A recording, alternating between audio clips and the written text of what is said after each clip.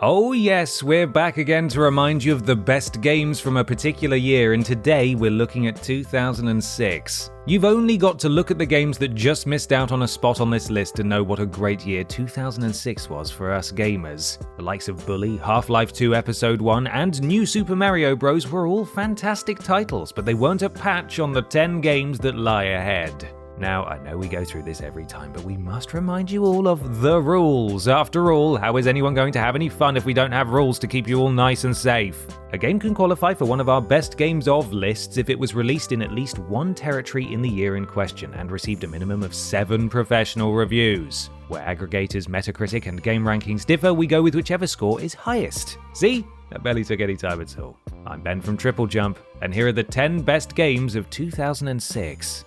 Number 10. GTR 2 FIA GT Racing Game, PC, 90%. We're not going to lie, the GTR series isn't one we're overly familiar with here at Team TripleJump, but having looked into things, we're a little sad that it's never come across our radar before now. Released exclusively for PC, GTR and its sequel GTR 2 were racing simulation titles that gave players the experience of taking part in the FIA GT Championship, a now defunct sports car racing series. GTR 2 allowed players to race over 140 different vehicles around 34 different tracks, and they got to enjoy a variety of different modes such as time trials, endurance events, and even a driving school. GTR 2 was also popular with the modding community, many of whom created custom cars and circuits for the game. Not only did GTR 2 impress critics with its physics, bargain price, and by balancing realism with fun gameplay, but it also won several awards, including IGN's Best PC Racing Game of 2006 and GameSpot's Best Driving Game of 2006. It's probably worth noting that it did also win GameSpot's award for the Best Game Nobody Played of 2006, which makes us quite upset, to be honest. Don't be sad, little game. It's okay, we love you. Number 9. Tom Clancy's Ghost Recon Advanced Warfighter, Xbox 360, 90.47%. Now, Tom, we warned you about this on the last one of these lists. We need you to stop attaching your name to great games so that one of the other children can have a go. This is getting silly. Indeed, the Splinter Cell series might not have made it onto today's list, though not for lack of trying, as Splinter Cell Double Agent earned itself a cool 89 out of 100 on Xbox, but that hasn't stopped Tom Clancy's good name from making an appearance nonetheless. Ghost Recon Advanced Warfighter, or GRAW if you want to sound like an angry cow, was a game of the tactical shooter variety and placed heavy emphasis on careful planning rather than run-and-gun shooting. Basically, if players wanted to avoid eating a large amount of lead, then they needed to forego the guns-blazing approach. Although Advanced Warfighter garnered mixed to negative reviews on most platforms, it received critical acclaim on the Xbox 360. The game was praised for its highly immersive and atmospheric setting, engaging and believable storyline, and stunning audio-visual presentation. Just about the only negative thing anyone had to say about Advanced Warfighter was its controls were a bit cumbersome, but once you got used to them, the game was nearly faultless. Number 8. Final Fantasy XII, PS2, 92%. Over the years, the Final Fantasy series has gone from strength to strength, and so it was no surprise to fans that Final Fantasy XII was so gosh darned good. Released exclusively for the PlayStation 2, Final Fantasy XII is set in Ivalice, where two of its empires, Arcadia and Rosaria, are at war. After being caught in the middle for some time, the Kingdom of Dalmasca is annexed by Arcadia, and it falls to Dalmasca's princess, Ashe, to lead the resistance movement. Players got to explore a vast open world that was chock-a-block full of side quests to embark upon and increasingly tough monsters to fight. The game also came with a number of elements that were new to the Final Fantasy franchise, including a controllable camera, seamless battle system, and the license board for improving player characters' attributes. Final Fantasy XII was both a critical and commercial success, and although it did catch some flack from reviewers for being a bit complicated for new players, that criticism was overshadowed by all of the praise. The graphics and art style were both well received, the storyline was hugely immersive, and the performances from the game's voice cast were nothing short of superb.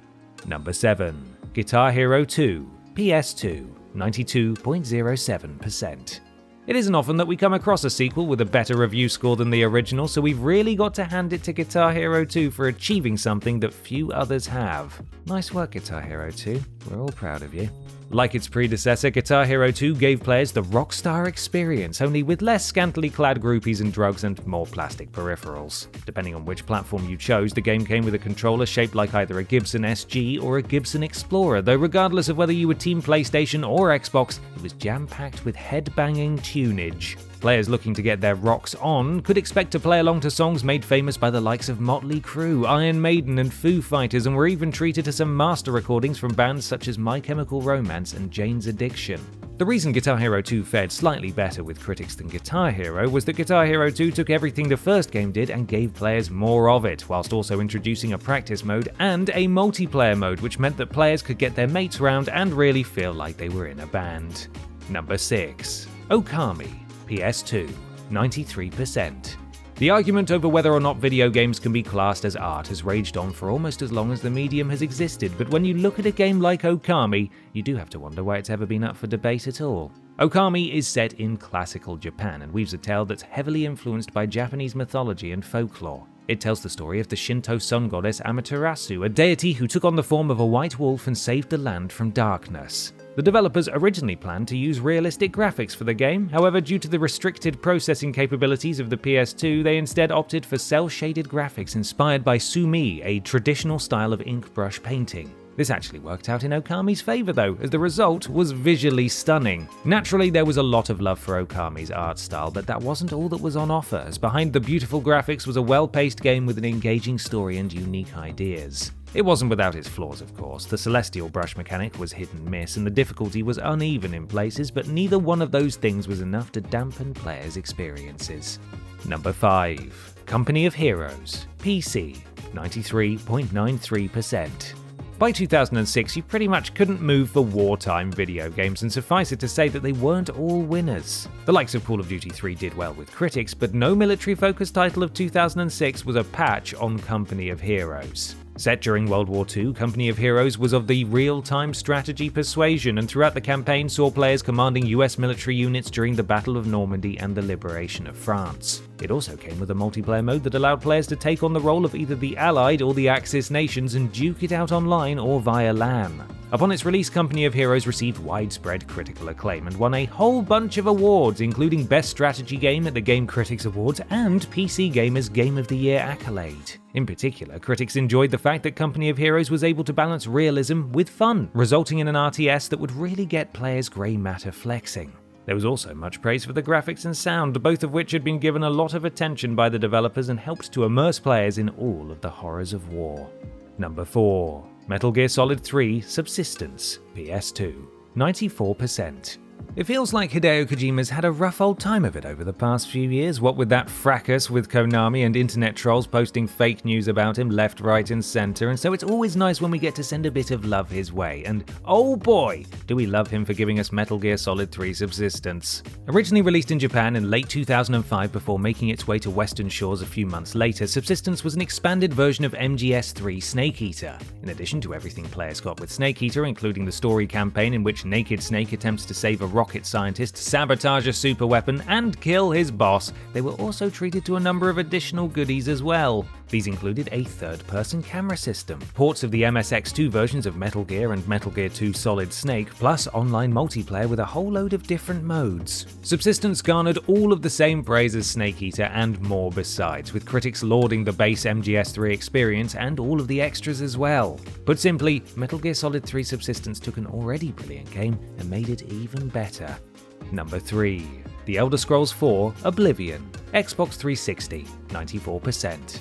A long time ago, back before Todd Howard was obsessed with Skyrim, there came The Elder Scrolls 4 Oblivion, a game that's every bit as good as Skyrim, but that never seems to get any of the love, and we think it's high time that something was done about that. Like its predecessors, which for the record are also very good, Oblivion is set in the world of Tamriel, only this time the action takes place in the province of Cyrodiil. A fanatical cult known as Mythic Dawn is on the rise, and it's up to the player character to thwart their plans to open a portal to the demonic realm of Oblivion. Critics lauded Oblivion, calling it out as one of the best RPGs in years. The open world was vast and filled with tons of content for players to sink their teeth into, and each different area had been meticulously designed, so felt like a real place where people actually lived. Oblivion was also praised for its balance of mechanics that would appeal to hardcore RPG fans and casual players alike, making it accessible to as many folks as possible.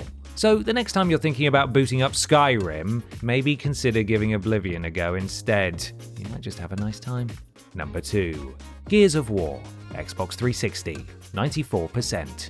There are some out there who insist that PlayStation is the king of the exclusives, whilst others feel that it's Nintendo. But although Xbox doesn't have as vast a library of exclusives as its competitors, it still has some of the very best. Developed by Epic Games and published by Microsoft Game Studios, the Xbox 360 and later PC exclusive Gears of War was a third-person shooter that placed heavy emphasis on the use of cover as a means to avoid enemy fire. The main story, which players could face alone or with a friend, follows the struggles of a squad of troops as they attempt to save the humans of the planet Sarah from the Locust, their homicidal enemies with whom they are at war. In terms of gameplay, Gears of War didn't really bring anything new to the table, but what it did very well, giving players a highly competent shooter experience. Despite failing to push the envelope though, the game received much praise for its visual presentation and its sound, with one reviewer calling it the most gorgeous looking game on the Xbox 360. It might not have been hugely groundbreaking, but if you were looking for a brilliantly executed shooter that looked and sounded amazing, then there really was no better choice than Gears of War. Number 1. The Legend of Zelda: Twilight Princess. GameCube, 96%.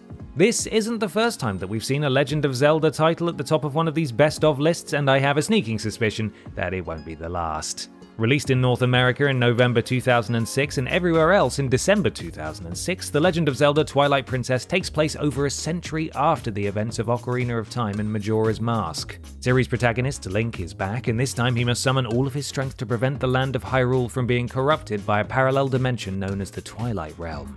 Upon its release, Twilight Princess received universal critical acclaim, with some critics even going so far as to call it the best Zelda game ever made, which is high praise indeed considering just how fantastic its predecessors were. In particular, critics were wowed by the game's graphics, which were impressive considering that the next generation of Nintendo consoles had already launched, as well as its animations, art style, atmosphere, cinematics, and soundtrack. Not only did Twilight Princess go on to sell almost 9 million copies by the end of 2015, but it also won more awards than you can shake a Triforce at.